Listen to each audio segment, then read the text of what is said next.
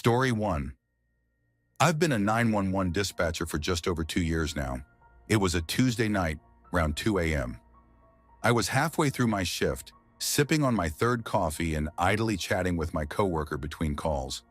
The night had been slow, just a couple of drunk and disorderlies and a false alarm at a convenience store.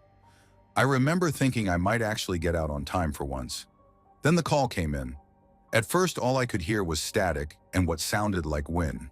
I started my usual spiel. 911, what's your emergency? No response. Just more static and that weird wind sound. I was about to hang up and try a callback when I heard it. A voice, so faint I almost missed it. Help, please.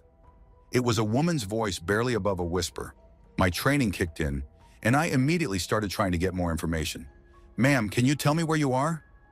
What's happening? More static, more wind. Then, he's coming! Oh God, he's coming back! My heart rate spiked. I signaled to my supervisor that I had a potential situation. Ma'am, who's coming back? Are you in danger? Can you tell me your location? I was met with silence for a few seconds, and I feared we'd lost the connection. Then suddenly, clear as day, I heard a man's voice in the background. Who the fuck are you talking to? What followed was a series of sounds I'll never forget. A scream, a thud, the unmistakable sound of a struggle, and then nothing. The line went dead. I immediately initiated a trace on the call, but it had been too short to get an exact location. All we had was a general area, a rural part of the county, about 30 miles outside the city. I dispatched every available unit to the area, giving them what little information I had. For the next hour, I was glued to my headset, listening to the radio chatter as officers searched the area. They were going door to door, looking for any signs of disturbance. I kept trying to call back the number, but it went straight to voicemail every time.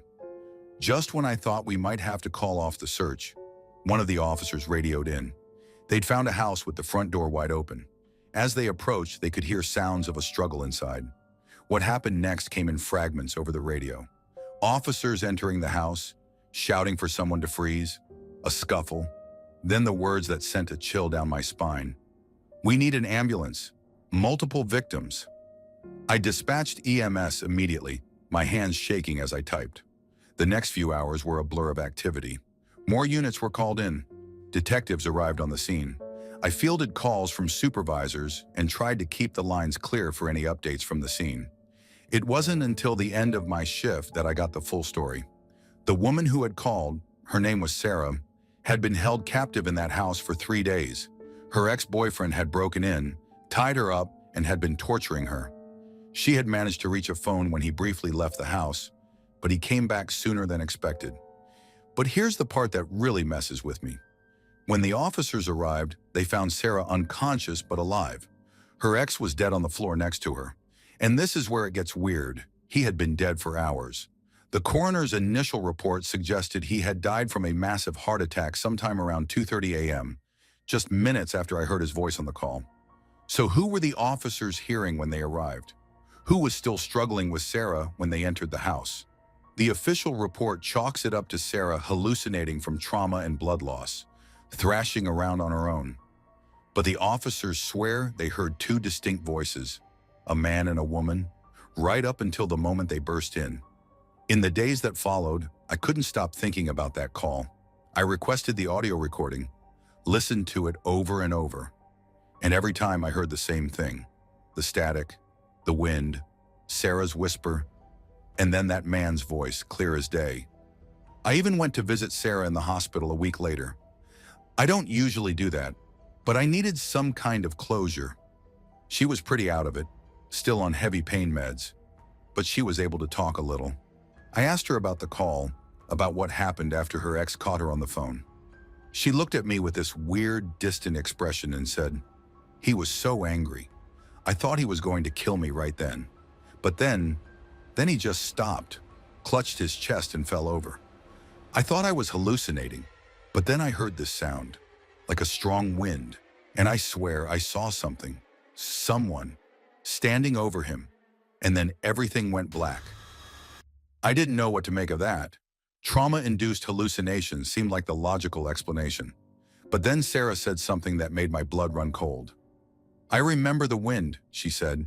"It was the same sound I heard on the phone when I called 911. Like static, but not quite. More like, I don't know, wings?" I didn't tell her that I had heard it too. The official investigation concluded that Sarah's ex died of natural causes, a heart attack brought on by the stress and adrenaline of the situation. Sarah's injuries were severe but not life-threatening. She's in therapy now, trying to process everything that happened. Story 2, I've been working as an emergency dispatcher for almost a decade now, and I've got to tell you, it's not a job for the faint of heart. People often think it's just answering phones and sending help, but it's so much more than that. It's being the first line of defense, the calm voice in someone's darkest moment, and sometimes it's carrying the weight of lives in your hands. I've had my share of calls that have stuck with me, moments that I can't shake no matter how much time passes. But there are a few experiences that really stand out, that changed me in ways I'm still trying to understand. I remember one night, about 5 years into my career. It was a pretty average shift, nothing too out of the ordinary. Then a call came in that I'll never forget. It wasn't my call, but I was sitting next to Sarah, one of our newer dispatchers, when it happened. The caller was a young boy, couldn't have been more than 7 or 8. His voice was shaky, barely above a whisper. Sarah had to ask him to repeat himself a few times. When we finally understood what was happening, it felt like all the air had been sucked out of the room. The boy's mother had been tied up with tape in their living room. A burglar was upstairs going through their belongings. The kid had managed to sneak to a phone and call for help. His mother couldn't speak. Her mouth was taped shut. I watched Sarah's face as she realized the gravity of the situation. Her eyes went wide and I could see her hands trembling as she typed the information into the system. But her voice remained steady. She kept that little boy calm, kept him on the line, and got all the information we needed to send help. For 15 agonizing minutes, Sarah stayed on that call. She talked to that brave little boy, kept him hidden and quiet, all while we could hear muffled noises in the background, the burglar still in the house. I've never felt so helpless listening to a colleague handle a situation like that. When the police finally arrived, I saw Sarah's composure crack. As soon as she ended the call, she burst into tears. I took her outside for some air, and we just sat there in silence for a while. That's the thing about this job. You can't let yourself fall apart during the call, but afterwards, it all hits you at once. We never found out if they caught the burglar. That's another tough part of the job. We rarely get follow-ups. We're there for the crisis, but we don't often see the resolution. Sometimes that lack of closure can eat at you. But that call, as intense as it was, wasn't the hardest one I've had to deal with. No, the one that really got to me happened about 2 years later. It was during my training period for a supervisory role, so I was shadowing calls, ready to step in if needed. A woman called in, frantic. She had found her 12-year-old daughter unconscious on top of a four-wheeler. At first, we thought it was an accident, that maybe the girl had fallen or the vehicle had tipped. But as we got more details, the reality turned out to be much darker. This particular model of four-wheeler had the gas cap on top, up front. The girl had taken off the cap and she had been huffing the fumes, deliberately, until she passed out. We had to walk the mother through CPR. I can still hear her sobs, her desperate pleas for her daughter to wake up, the panic in her voice as she tried to follow our instructions. It's one thing to guide someone through CPR when it's a stranger. It's another entirely when it's a parent trying to save their child. Thankfully, partway through, the mother realized her daughter was breathing. Shallow, but breathing. The paramedics arrived soon after, but that call, it stuck with me. The idea of a child so young doing something so dangerous, the mother's anguish, the sheer helplessness of the situation. It made me realize how fragile life can be and how quickly things can go wrong. But as tough as individual calls can be, nothing prepared me for what happened in 2011. That was the year a series of devastating tornadoes ripped through our area. I was on the night shift when it all went down, and it was unlike anything I'd ever experienced before. Our lines were completely jammed. Calls were coming in faster than we could answer them, And the worst part? We couldn't call out. People were begging us to check on their loved ones, to call and make sure they were okay, but we couldn't. Our hands were tied. We had to make impossible decisions. We could only send help to the most dire life or death emergencies. Everything else, we had to tell people to wait, to seek shelter, to hold on. Do you know how it feels to tell someone whose house is falling apart around them that help isn't coming? To hear the fear and disbelief in their voice when you say there's nothing you can do? But the moment that really hit me, that made me question everything about this job, came when I overheard a conversation between our fire dispatcher and a supervisor. The dispatcher called the supervisor over, confusion in her voice. "They keep getting on the radio with their locations," she said, referring to the firefighters and police officers out in the field. "What are they doing?" The supervisor's response chilled me to the bone. "They're telling you where to look for their bodies if a tornado kills them." In that moment, the true weight of our responsibility crashed down on me. These people, the cops, the firefighters, the paramedics, they're out there risking their lives and they're counting on us. A missed address, a forgotten bulletin, a moment of laziness or anger on our part, it could cost someone their life. And all we can do is sit and listen. We're the lifeline, the invisible thread connecting those in need with those who can help. But we never pull anyone out of a fire. We never catch the bad guy. We never know if the ambulance arrived in time. If you ever want to feel truly powerless, sit on a phone and listen to someone cry and beg you for help, knowing all you can do is dispatch someone else and hope they get there in time. That night, during the tornadoes, I listened to more fear and desperation than I thought possible. People trapped in collapsed buildings, families separated, entire neighborhoods wiped out. And through it all, we had to stay calm, stay focused, keep doing our jobs even as the world seemed to be falling apart around us. I left the job not long after that. I couldn't do it anymore. The emotional toll was too high. The constant stress, the vicarious trauma, the feeling of always being on edge, waiting for the next crisis. It was too much. Don't get me wrong, I have immense respect for those who can do this job long-term. They're the unsung heroes, the voices in the dark that guide people through their worst moments. But it takes a special kind of strength, a resilience that I found I didn't have. Story 3. It was a Tuesday evening in late September, about 7 years ago. I remember because it was unusually cool for that time of year, and I'd worn a sweater to work for the first time since spring. The shift had been quiet, a few false alarms at residences, a couple of routine check-ins with security guards at commercial properties.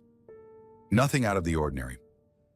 Around 8:30 p.m., a panic alarm came in from a check cashing store on the outskirts of town. Now, panic alarms always get your attention, but with commercial properties, they're often false alarms. Someone hits the wrong button, or a new employee doesn't know the proper procedures. Still, we treat every one of them as if it's the real deal. Here's the thing about commercial alarms that most people don't know. We can listen in, but we can't talk back. The system connects us to the location's intercom, but it's one way. We're silent witnesses to whatever's happening on the other end. I answered the call, my fingers hovering over the keyboard, ready to type in any information I might hear. There's a small beep when the line connects. It's faint, but if you're listening for it, you can hear it. It lets the people on the other end know that someone's there, listening. For a moment, there was silence, just the faint hum of the open line. Then I heard it. It was a woman's voice choked with sobs. "Please help me," she cried, her words coming out in a rush. "Please help. I know you're there. Hello, hello, please help." My heart rate spiked. This wasn't a false alarm. This was real, and it was happening right now. I immediately got on another line with the police, relaying what I was hearing in real time. But all the while, I couldn't tune out the woman's desperate pleas. "Oh God, there's so much blood," she sobbed. "Please, someone, anyone help me." I wanted so badly to respond, to tell her that help was on the way, that she wasn't alone. But I couldn't. All I could do was listen and make sure the police had all the information they needed. The woman's voice was filled with such raw fear and pain. I could hear her ragged breathing, punctuated by sobs and gasps. "He hit me," she managed to say between cries. "He took everything. Please, I need help. 30 seconds. That's how long the call lasted. 30 seconds that felt like an eternity, and then suddenly the line went dead. I sat there, my hand still gripping the phone, my heart pounding in my chest. The silence was deafening after the intensity of what I just heard. I finished up with the police, making sure they had all the details, and then that was it. My part was done, but I couldn't shake it off. For the rest of my shift, I kept hearing that woman's voice in my head, her desperate pleas for help. I kept wondering what had happened. Was she okay? Did the police get there in time? When I got home that night, I couldn't sleep. I kept replaying those 30 seconds over and over in my mind. I thought about how helpless I had felt, knowing I was probably the only person who knew what was happening to her at that moment, but being unable to offer even a word of comfort. The next day, I couldn't help myself. I had to know what happened. I Googled the location of the check cashing store, and sure enough, there was a news story about the incident. The details made my stomach churn. The woman had been an employee, leaving work with a day's deposit. As soon as she stepped out of the door, a man attacked her. He pistol whipped her, leaving a huge gash in her head, knocked her to the ground, and stole the money before running off. Somehow, she had managed to drag herself back into the store and hit the panic alarm. That's when I heard her. The police arrived about 5 minutes later, and she was rushed to the hospital. The news report said she was going to be okay, just needed some stitches for the head wound. I felt a mix of relief and renewed horror. Relief that she had survived, that her injuries weren't life-threatening, but horror at imagining what she had gone through, at realizing that those desperate cries I heard were from someone who had just been brutally attacked and was bleeding from a head wound. Story 4. It was about 5 years ago when I started working as a night shift security guard in an old office building downtown. The place was pretty unremarkable, just your typical 9-to-5 corporate setup that cleared out by 6 p.m. most days. My job was simple: make rounds every couple of hours, check the locks, and make sure no one was hanging around who shouldn't be. The first few months were uneventful. I'd spend my shifts reading or watching videos on my phone to pass the time. Sometimes I'd chat with the cleaning crew when they came through, but mostly it was just me in the empty building. It was a Tuesday night in late October when things started to get weird. I remember because there had been a big Halloween party in the break room earlier that day, and I had to clean up some stray decorations when I came in. I was doing my usual 2 a.m. round, clipboard in hand, checking off each floor as I went. I was on the 5th floor when I heard it, a faint sound like someone shuffling papers. Now, this wasn't entirely unusual. Sometimes people worked late or came in early, though they were supposed to sign in with security if they did. I figured someone had forgotten, so I headed toward the sound to remind them of protocol. The noise was coming from one of the larger conference rooms. As I approached, I could see a light on inside, spilling out from under the door. I knocked gently. "Hello? Security here. Just need to check in." No response. I knocked again, louder this time. Still nothing. I tried the handle, and the door opened easily. The room was empty. No one at the table, no one by the whiteboard, but the light was on, and there, spread across the table, were dozens of papers, memos, reports, things like that. It looked like someone had been in the middle of organizing them and just vanished. I felt a chill run down my spine. I knew for a fact that this room had been empty and dark when I'd done my 10 p.m. round, and the cleaning crew hadn't been by yet. They usually hit this floor around 3 a.m. I stepped further into the room, my heart pounding. That's when I noticed the writing on the whiteboard. It was a mess of numbers and symbols, scrawled in red marker. I'm no math whiz, but it looked like complex equations or something, and at the bottom in large letters, "They're coming." I noped out of there pretty quick. I radioed down to the front desk, where my supervisor usually sat, to report the incident, but got no response. When I got back down to the lobby, the desk was empty. The logbook showed my supervisor had signed out for a coffee run about 20 minutes earlier. I decided to wait for him to get back before investigating further. Those were the longest 15 minutes of my life. Every little noise made me jump. I kept glancing at the security camera feeds, half expecting to see something, but it was all normal. Empty hallways, dark offices. When my supervisor returned, I told him what I'd found. He looked skeptical but agreed to check it out with me. We went back up to the 5th floor, and I led him to the conference room. The door was closed. I was sure I'd left it open, but I figured maybe it had swung shut on its own. But when we opened it, the room was dark, empty, no papers on the table, nothing on the whiteboard. It looked exactly like it had during my 10 p.m. round. My supervisor gave me a look like he thought I was losing it. I swore up and down about what I'd seen, but there was no evidence. We checked the other conference rooms on the floor, but they were all dark and undisturbed. He ended up writing it off as me being overtired or my eyes playing tricks on me. I tried to let it go, to convince myself that maybe I had dozed off and dreamed the whole thing, but deep down I knew what I saw, and things only got stranger from there. Over the next few weeks, I experienced a series of odd occurrences. Doors I knew I'd locked would be open when I came back around. I'd hear footsteps or voices, only to find empty rooms. Twice more, I found that same conference room with the light on and papers spread out, but each time they'd vanish if I left and came back with someone else.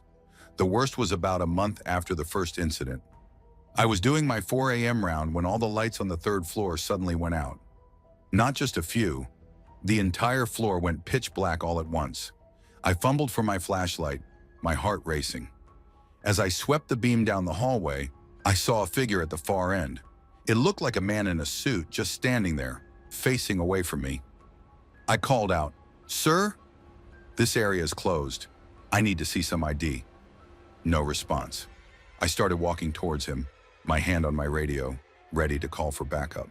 But with each step I took, the figure seemed to get further away, like the hallway was stretching out impossibly long. I blinked, and suddenly the lights were back on. The hallway was its normal length, and there was no sign of the man. I searched every room on that floor, but found nothing out of place. I debated quitting after that night, but a mix of stubbornness and curiosity kept me there. I started doing research in my off hours, looking into the history of the building. It had been built in the 1960s on the site of an old hospital that had burned down. Pretty cliche for a haunted building story, I know, but it was all I had to go on. I also started talking to some of the longtime employees who worked in the building during the day. Most of them brushed off my questions, but a few shared their own weird experiences. One woman told me about coming in early one morning and seeing a group of people in old-fashioned clothes walking through the lobby, only to vanish when she blinked. A janitor mentioned tools going missing and reappearing in odd places. The incidents continued, usually small things.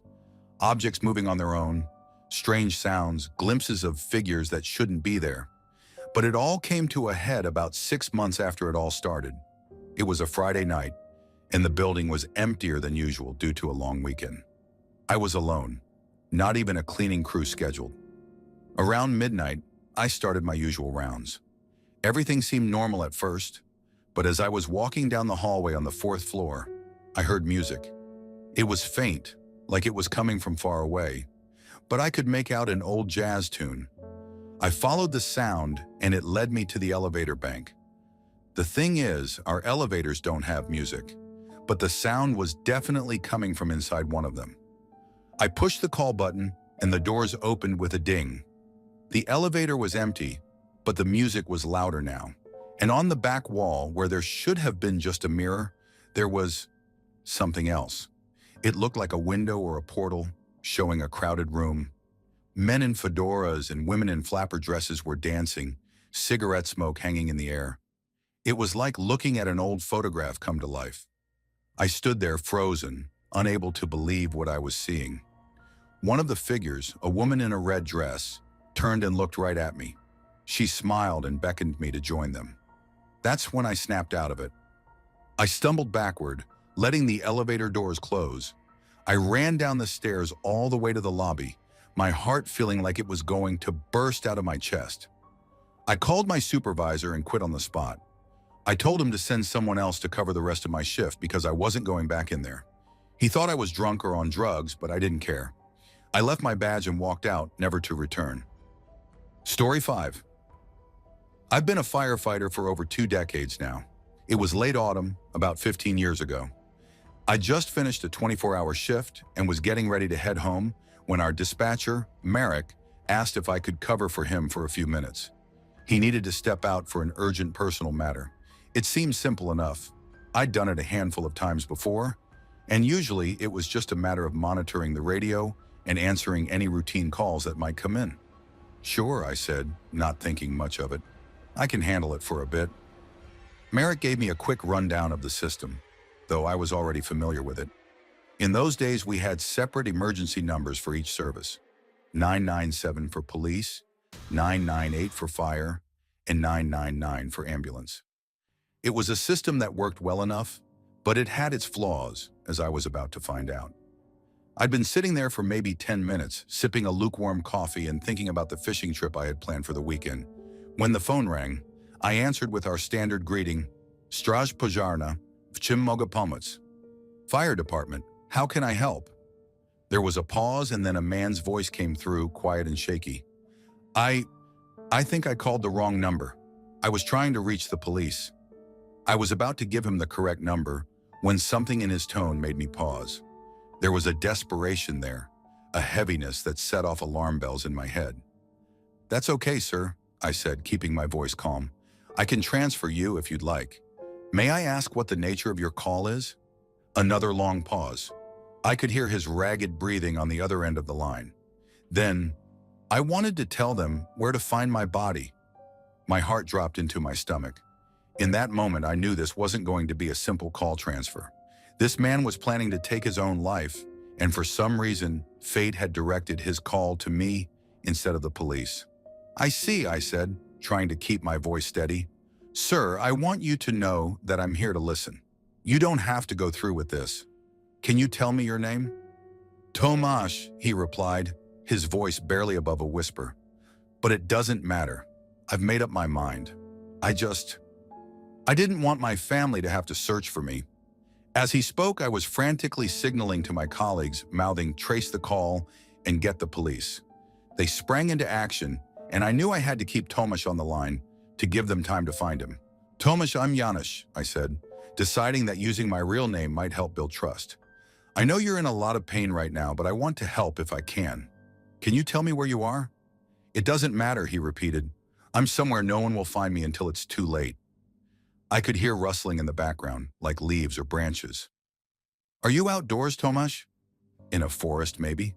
He didn't answer directly, but his silence was telling. I relayed this information to my colleagues with hand gestures, never taking my attention off the call. You know, Tomasz, I spend a lot of time in the forests around here, I said, trying a different approach. I go fishing whenever I can.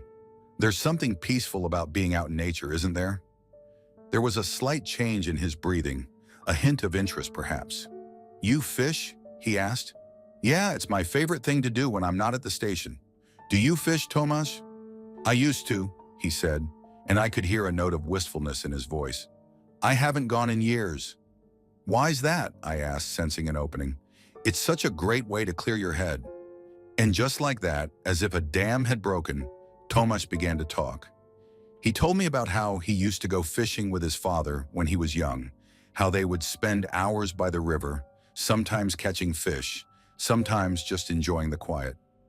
He spoke about his favorite spots, the biggest catch he ever made, the time he fell into the river trying to net a particularly feisty carp. As he talked, I could hear the pain in his voice slowly giving way to something else. Nostalgia, maybe even a hint of joy at revisiting these memories. I shared some of my own fishing stories, and for a while it was almost like two friends chatting about a shared hobby. But all the while, I was acutely aware of why Tomasz had really called. I knew my colleagues were working to trace the call, to find out where he was. I just had to keep him talking, keep that connection open. You know, Tomasz, I said during a lull in the conversation, I'd love to hear more about that spot where you caught the big carp. Maybe we could go fishing there sometime. There was a long pause, and for a moment, I was afraid I'd lost him. But then he spoke, his voice thick with emotion. I'd like that, Janusz, but I don't think I can. Why not? I asked gently. And then finally, Tomasz began to open up about why he'd called in the first place. He told me about losing his job, about the mounting debts, about feeling like he'd let his family down. He spoke of the overwhelming sense of hopelessness that had driven him to this point. I listened, really listened, offering words of support where I could, but mostly just letting him talk. And as he spoke, I could sense a shift, It was subtle, but it was there. A lessening of the desperation in his voice, a hint of uncertainty where before there had been grim determination. We'd been talking for over an hour when I saw one of my colleagues gesturing urgently. They'd traced the call. The police were close. I knew I had to keep Tomasz on the line just a little longer. "You know, Tomasz," I said, "I'm really glad you called today. I know you didn't mean to reach the fire department, but I'm glad you did. I'm glad we got to talk." There was a long silence on the other end of the line. Then very quietly, Tomasz said, "I'm glad too, Janusz. I think I made a mistake. I don't want to die." Relief washed over me like a wave. "That's good, Tomasz. That's really good. Listen, I was cut off by the sound of voices in the background on Tomasz's end of the call. The police had found him. "Tomasz," I said quickly, "there are some people there to help you. It's okay. You're going to be okay." I heard a commotion, muffled voices, and then the line went dead. I sat there, the phone still pressed to my ear, my heart pounding. After a moment, I slowly put the receiver down and looked up at my colleagues. They were all staring at me, a mix of concern and admiration on their faces. It wasn't until later that I learned the full story. Tomasz had been in a forest on the outskirts of a neighboring town. He'd already tied a rope to a tree branch and was preparing to hang himself when the police found him. If the call had been delayed by even a few minutes, it might have been too late. In the days that followed, I couldn't stop thinking about Tomasz, about how close he'd come to ending his life, and how a missed dial and a shared interest in fishing had somehow changed the course of events. I wondered about him, hoped he was getting the help he needed. About a month later, I received a letter at the fire station. It was from Tomasz. He wrote to thank me, to tell me he was getting help, reconnecting with his family. He said our conversation had reminded him that there were still good things in his life, still reasons to live. He ended the letter by saying he hoped we could go fishing someday. We did eventually. About a year later, when Tomasz was in a much better place, we met up at that spot where he'd caught the big carp. We spent the day by the river, sometimes catching fish, sometimes just enjoying the quiet. It was one of the most profound experiences of my life. I've been a firefighter for a long time, and I've saved people from burning buildings, from car wrecks, from all sorts of dangerous situations. But that day, when I saved Tomasz with nothing but words and a shared love of fishing, that was different. It taught me that sometimes the most important thing we can do is simply be there for someone, to listen, to remind them that their life has value. To anyone out there who's struggling, who feels like Tomasz did that day, please remember this: you matter. Your life has value. And there are people out there ready to listen, ready to help. All you need to do is reach out. Thanks for watching. Don't leave before leaving a like to this video. Also hit the subscribe button to support my work. And as always, have a horrific nightmare, my dear.